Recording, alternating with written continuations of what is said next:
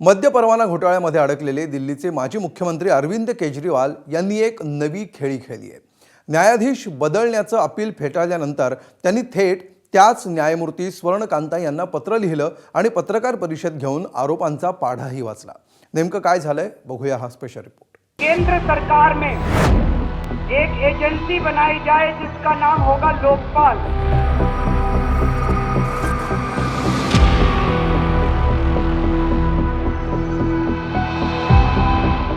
अरविंद केजरीवाल हे नाव देशाला माहीतही नव्हतं तेव्हाची ही दृश्य। नंतर याच आंदोलनातून जन्माला आलेल्या आम आदमी पक्षाचा केजरीवाल चेहरा बनला। पुढे दिल्लीचे मुख्यमंत्री झाले आणि त्यांच्या भोवती वादांचं वलयही वाढत गेलं। मैं मुख्यमंत्री के रूप में अपने कर्तव्यों का श्रद्धापूर्वक और शुद्ध अंतःकरण से निर्वहन करूंगा। कथित मद्य परवाना घोटाळ्यात त्यांना तुरुंगाची हवाही खावी लागली। सिटिंग चीफ मिनिस्टर को उसके घर से घसीटकर जेल में डाला गया और 6 महीने तक जेल में रखा गया। खबरें दिखाई जाती थी केजरीवाल भ्रष्ट है, केजरीवाल भ्रष्ट है।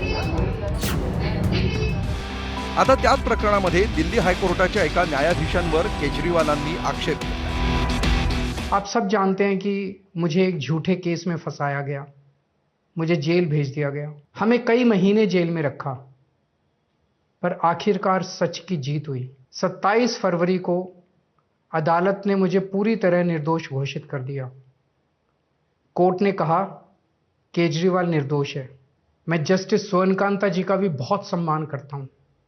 मुझे उनसे या उनके परिवार से किसी भी प्रकार की कोई व्यक्तिगत आपत्ति नहीं है। इसलिए मैंने जस्टिस स्वर्णकांता शर्मा जी से पूरे सम्मान के साथ अनुरोध किया कि वो इस कन्फ्लिक्ट ऑफ इंटरेस्ट जैसे कारणों की वजह से इस केस से खुद को अलग कर लें। संविधानानं आरोपीला न्यायाधीश नाकारण्याचा अधिकार मर्यादित स्वरूपात दिला आहे।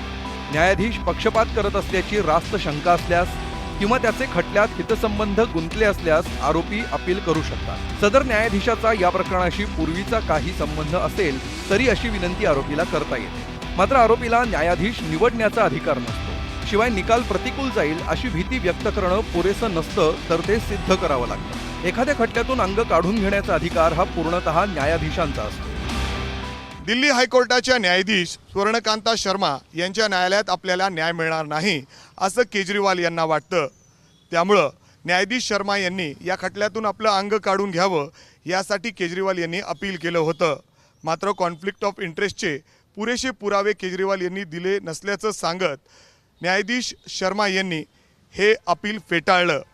त्यानंतर आता केजरीवाल यांनी सत्याग्रहाच्या मार्गाने पुन्हा जाण्याची घोषणा केली आहे। त्यांच्या या भूमिकेवर भाजपचे नेत्यांनी टीकेची झोड उठवली आहे।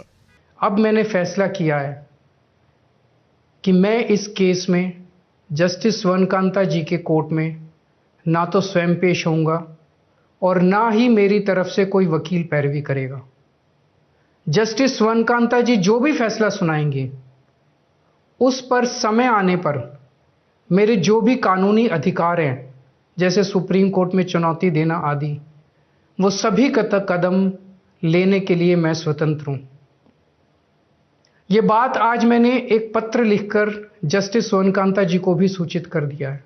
केजरीवाल साहब उन लोगों में से हैं जो ये कहते हैं कि वकील भी हम हैं, गवाह भी हम हैं और जज भी हम हैं, सब कुछ वही है, तो इस न्याय व्यवस्था की जरूरत क्या है।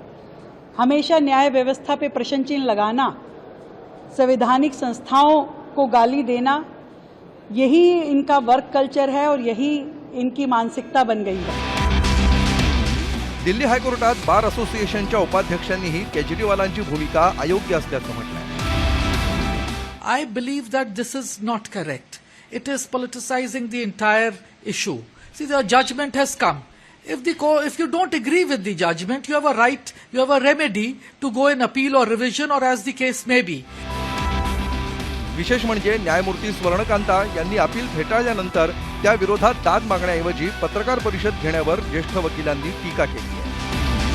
कि अगर कोई भी आम आदमी होता तो आम आदमी क्या करता, उसके अगेंस्ट में कोई ऑर्डर आता है तो आम आदमी अपील फाइल करता है। हायर कोर्ट में जाता है और जो भी ऑर्डर आता है वो उस पर बाइंडिंग होता है। पर केजरीवाल जी खास आदमी है। वो कहते हैं कि अगर उनके खिलाफ में ऑर्डर आया है वो अपील फाइल नहीं करेंगे, वो प्रेस कॉन्फ्रेंस करेंगे, वो प्रेस स्टेटमेंट जारी करेंगे, वो कोर्ट को बॉयकॉट करेंगे, यानी माई वे और हाईवे। और वो कहते हैं कि हम जज को चेंज करेंगे। आई वॉन्ट जज ऑफ माई चॉइस। ऐसा होता नहीं है। केवळ पत्रकार परिषद घेऊन केजरीवालांचं समाधान झालेलं नाही, तर त्यांनी खुद्द न्यायमूर्ती स्वर्णकांता यांना 4 पानी पत्रही पाठवलं। त्यामध्ये आपण किंवा आपले वकील यापुढे सुनावणीला येणार नसल्याचा उल्लेखही केजरीवालांनी केलाय। हा अतिशय चुकीचा पायंडा पाडला जात असून त्यामुळे न्याय व्यवस्थेचा पाया खिळखिळा होऊ शकतो अशी भीती ज्येष्ठ वकील व्यक्त करतायत। If this, my thought is that if this was to become the precedent where any litigant who is dissatisfied with a judgment or an order is allowed to write personal letters criticizing the judge and still reiterating the same allegations which were decided judicially rather than appealing the judgment, then you are hitting at the foundation of the institutional sanctity and the gravamen. I, as part of the profession, purely cannot understand the logic. Arvind Kejriwal आणि त्यांच्या आम आदमी पक्षाचा उदय जितक्या झपाट्यानं झाला त्याच वेगानं त्यांच्या पक्षानं लोकप्रियता गमावली आणि जोडीनं दिल्लीची सत्ता आहे। एखादा निकाल पटला नाही तर त्याविरोधात दाद मागण्याचा अधिकार राज्यघटनेनं प्रत्येकाला दिलाय। त्याऐवजी केजरीवालांनी उचललेलं हे पाऊल न्याय मिळवण्यासाठी आहे की राजकीय मायलेजसाठी असा प्रश्न पडणं स्वाभाविक आहे। ब्युरो रिपोर्ट, एबीपी माझा। एबीपी माझा, उघडा डोळे बघा नीट।